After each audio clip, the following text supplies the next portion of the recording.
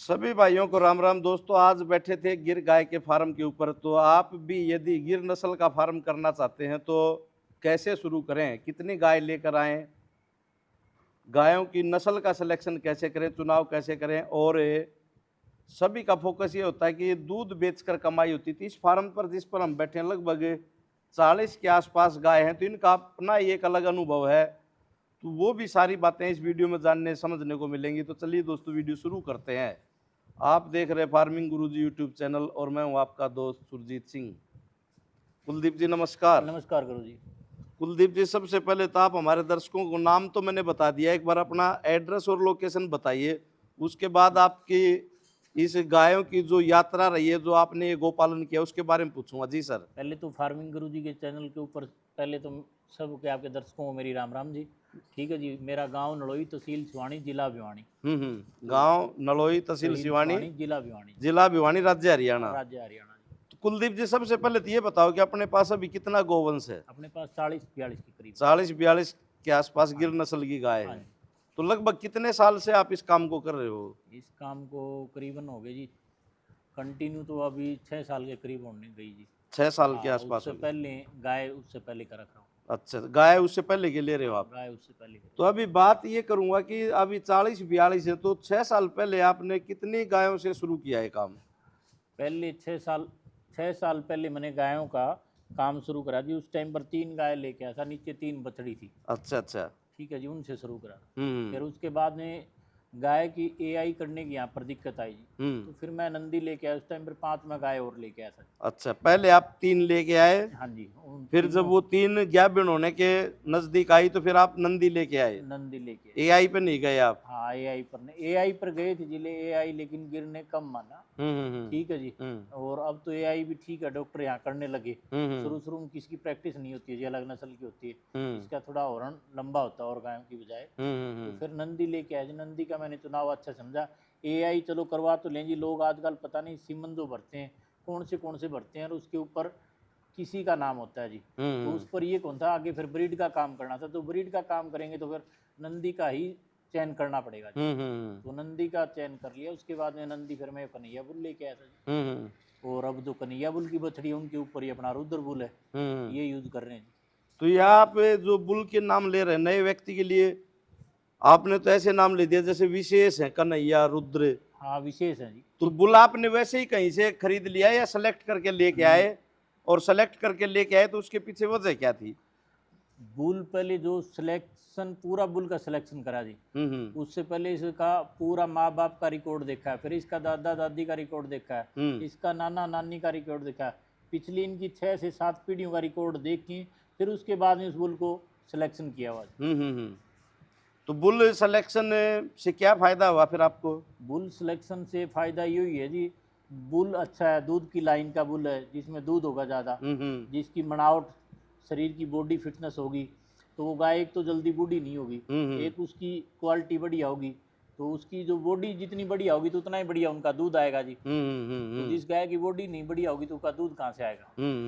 तो इसलिए बुल का सिलेक्शन करना सबसे पहले, जो फार्म करेंगे तो सबसे पहले बुल का ही महत्व है।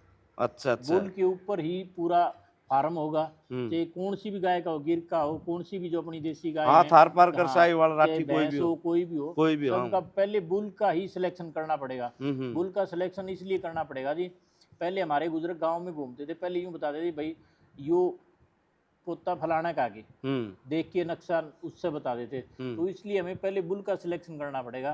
क्यों, हमारे गाँव के अंदर आज कई लोगों के ये हालात हैं, अनब्रीडिंग हो कि वे, जैसे भैंस होगी, गाय होगी, वे दूध से चली गई सब की सब। ये दूध से क्यों गई?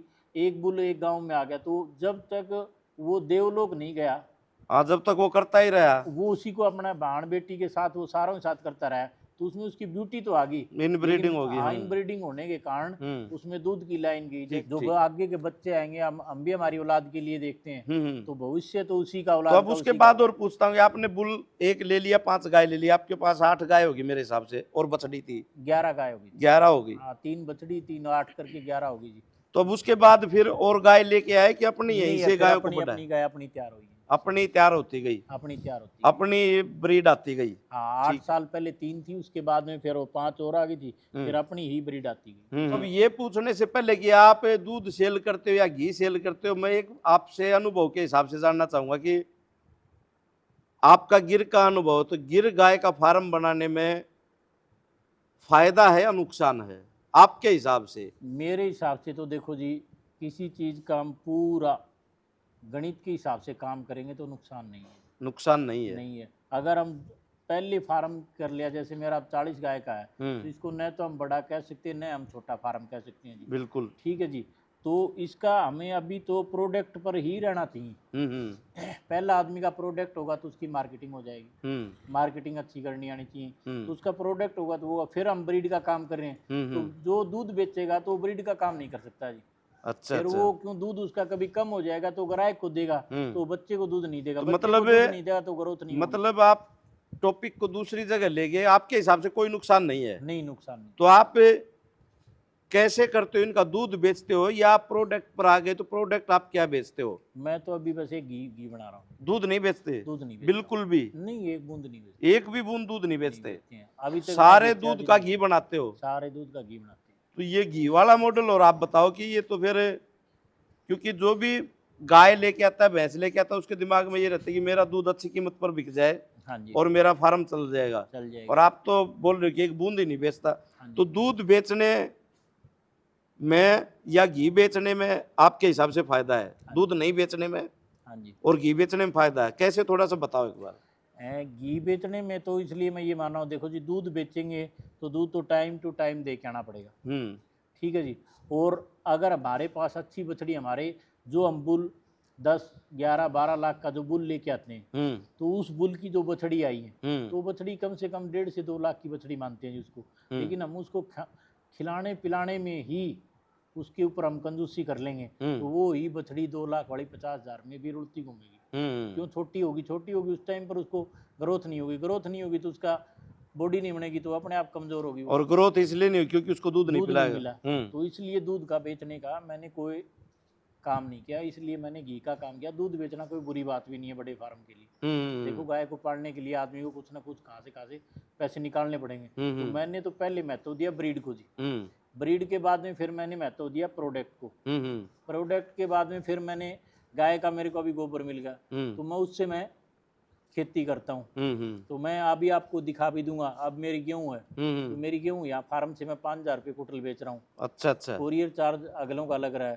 ठीक है, मैं आपको मेरी गेहूँ पैकिंग होती हुई दिखा दूंगा। तो मेरे को गाय के गोबर से भी पैसा मिल गया, उधर से मेरे को घी से भी पैसा मिल गया, और जो गाय की मेरे पास अच्छी बछड़ी तैयार हुई है, तो मेरा उससे भी 2 पैसे आए।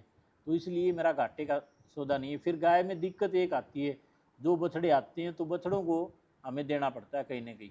हाँ, वो क्या करते हो आप? ये एक वो मुख्य सवाल रहता है। मुख्य सवाल है जी। तो उसको फिर मन को समझा के देना पड़ता है। अच्छी बछड़े हैं जी, किसी गौशाला को देते हैं, कई बार जो यहाँ के ब्रीडिंग पर जो काम करते हैं उनको दे देते हैं। क्योंकि आपके पास जैसा वो अच्छी लाइन के बछड़े हैं, जैसा वो मान सम्मान करके जाते हैं, तो वो मुट्ठी बीच के ले लेते हैं और दे देते हैं, बछड़े उनको दे देते हो। इस तरह दे देते हैं। और अपने फार्म से घी, तो आपका घी बनाने का क्या तरीका रहता है फिर?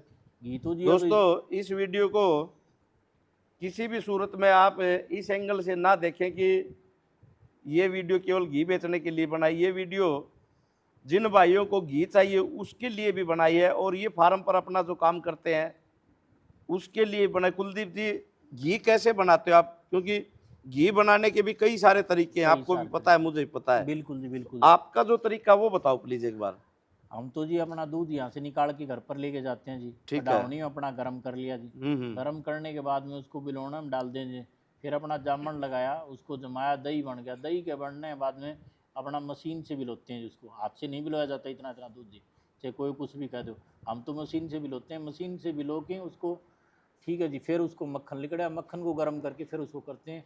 सभी के सभी हैं मिट्टी के बर्तन। मिट्टी के बर्तनों में पुराने टाइम से करते आ रहे हैं। अभी 8 साल से तो हम गाय रख रहे हैं, तब भी, उससे पहले हमारे पास भैंस और गाय इकट्ठी थी, तो तब भी हम मिट्टी के बर्तन ही यूज करते हैं। मिट्टी के आपके बर्तन है, जो मशीन है वो दोनों तरफ घूमती है वो है, या चारों तरफ एक ही साइड घूमती वो है, एक बार उधर एक बार उधर, एक बार उधर एक बार उधर, क्योंकि ये आजकल हाँ जी ये सारी चीजें लोग दिखाते हैं वीडियो में, वो इसलिए आपसे मैंने दिखाते हैं पूछ जी, लिया। इसमें कुछ नहीं होता है, ये मशीन का वो लोग उसमें मशीन से ही पैसे कमाते हैं। अपनी जो वॉशिंग मशीन होता है उनका टाइमर होता है जी, मशीन में वो लगवा लो, 150 रुपए का लगा, वो दोनों साइड घूमने लगता है, दोनों साइड घूमने लग जाएगी, बस जी, ज्यादा जैसे कोई अपना लंबी पुराने चौड़ी बात तरीके। नहीं, बिजली वाले मिस्त्री ने कह के।